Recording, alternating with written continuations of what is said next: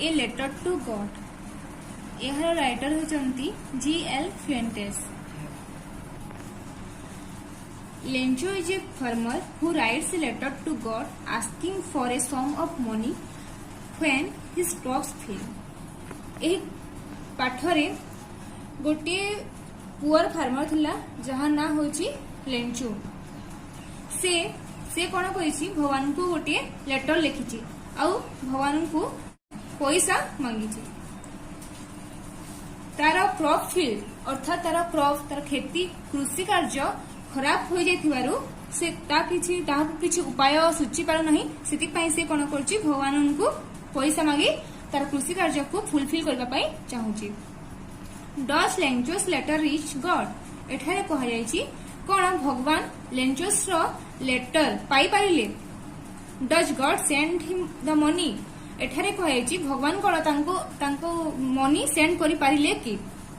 Think and try to answer this questions before you begin to read the story.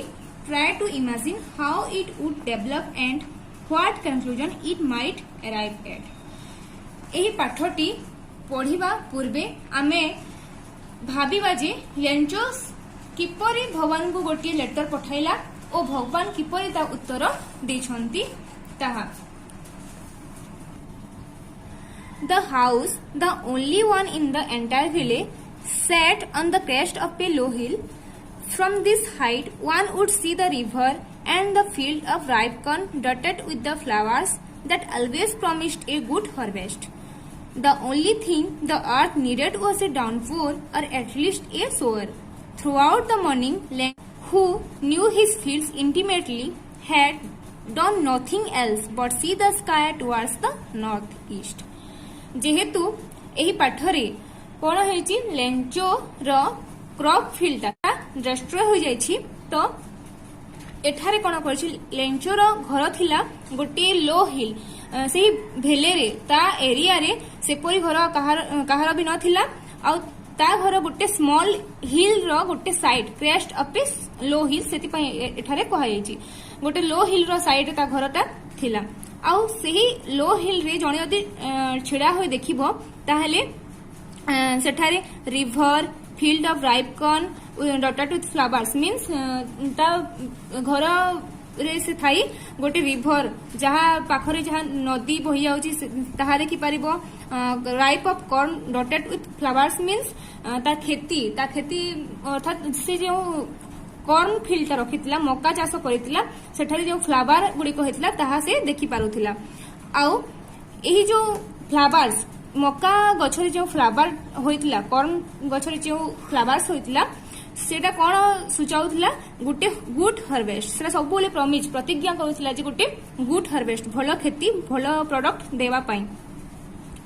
The only thing the earth needed was a downpour or at least a shower. Throughout the morning, Lencho, who knew his fields intimately, had done nothing else but see the sky towards the northeast. जेहेतु तार खेती ठीक भाबरे होई नथिला destroy होइतला Lencho कोन करिछि थ्रूआउट द मॉर्निंग सेही दिन सारा से सेही क्रेस्ट ऑफ ए लो हिल बले से साइड रे घर साइड रे छिड़ा हे से कोन करछि नॉर्थ ईस्ट स्काय रो नॉर्थ ईस्ट अर्थात उत्तर पूर्व आड़ को देखी से स्काय को देखी भाबुथिला। Now we are really going to get some water women. The women who was preparing supper replied yes God willing. The older boys were walking in the field while the smaller ones were playing near the house until the woman called to them all, come for dinner. It was during the meal that, just as Lencho had predicted, big drops of rain began to fall. In the northeast, huge mountains of cloud could be seen approaching. The air was fresh and sweet. The man went out for no other reason than to harvest, to have the pleasure of feeling the rain on his body, and when he returned, he exclaimed, These are not raindrops falling from the sky, they are new coins. The big drops are 10 pieces and little ones are 5. एठारे कौन हला से Lencho से घर side पटे रही आकाश को चाही रही भाबुला से कि वर्षा होना क्रॉप फील्ड टोटली डिस्ट्रॉय हो जाइछि बोली किंतु सही समय हठात कौन होइतिला ओमेन लेंचोर ओमेन से कौन करिछि खाद्य तैयारी कर सारला और लेंचो को डाकिछि खाद्य खाइबा पई से तांको लेंचोर अनेक सन्स थिले तार ओल्डर सन्स कौन करथिले से माने फील्ड रे काम करथिले आउ छोट छुआ माने कौन करथिले से माने घर पाखे खेलुथिले तो सही समय लेंचो समस्त को डिनर करबा पई डाकिछि ठीक डिनर करबा पई डाकिछि आउ हठात कौन होला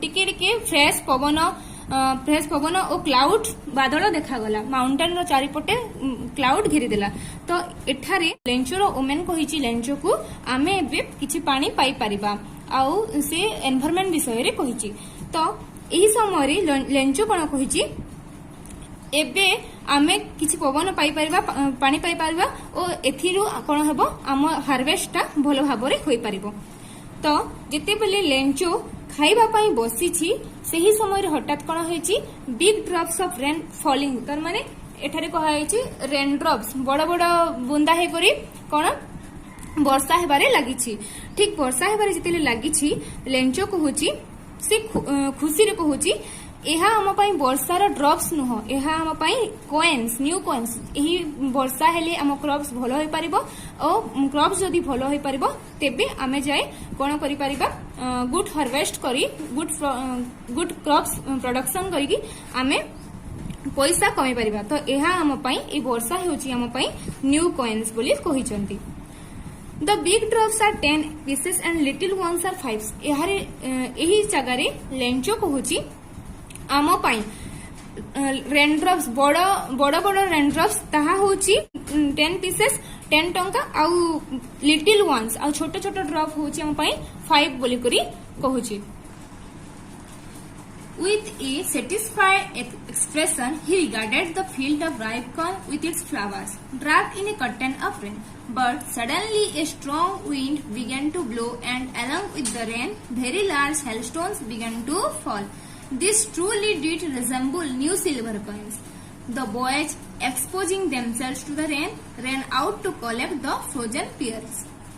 एही जगह रे कोन होईची एपरी भाबीबा टिके परे से सैटिस्फाई होई कि लेंचो खुशी रे जिते बेले कॉर्न फील्ड और तार फ्लावर मान को देखीची सही समय हठात गोटे स्ट्रांग विंड आसी गोटे जोर भाबरे पवन बही कोन करिछि जोर जोर से वर्षा हे हेलस्टोन ओले हेलस्टोन कहले करा जो हम कहू ताहा हेलस्टोन बरसीबारे लागिछि this truly did resemble new silver coins एही करा को से कहिछि लेंचो कहिछि एहा हम पई सिल्वर कॉइन्स बोली कहिछि the boys exposing themselves to the rain ran out to collect the frozen pears आ से ता छुआ माने जे थिले सब बॉयज कोन करसंती से माने ओले अर्थात से करा रे हेलस्टोन को बेटी बाय को जाइछंती दौड़ी जाइछंती it's really getting bad now exclaimed the man I hope it passes quickly. It did not pass quickly.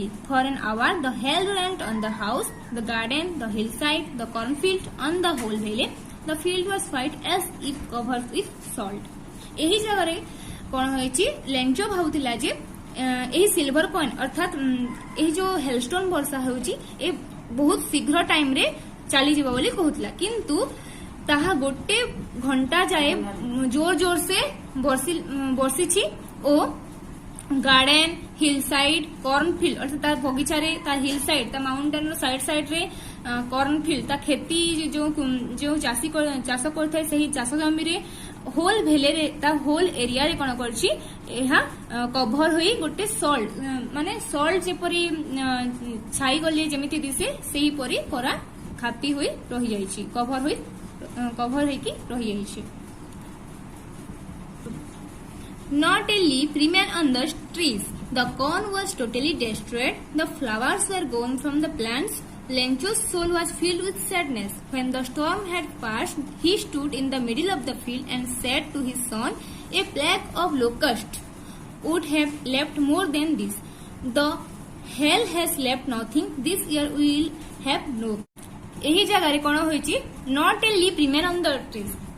जेते बेले जोर जोर से करा मारी हेलस्टोन पड़ी कौन होइची जोर जोर से वर्षा होइची गोटे घंटा पाई से समय रे कोनोसी गच्छर ता चाष जमीर कोनोसी गच्छर कोनोसी प्लांट्स रो कौन होइची लीफ सबु तले पड़ी जाइची the corn was totally destroyed जहाँ सब छोट छोट कॉर्न होइतिला ताहा मध्य डिस्ट्रॉय तले पड़ी खराब हो जाइची the flowers are gone from the plants से प्लांट्स माननकु जहाँ फ्लावर्स फूल फुटितिला छोट छोट फूल से ताहा मध्य खराब हो जाइची Lencho's soul was filled with sadness एही समय रे लेंचोस रो मन तार आत्मा बहुत दुखित होई पड़िला When the storm had passed, he stood in the middle of the field and said to his son, a flock of locusts would have left more than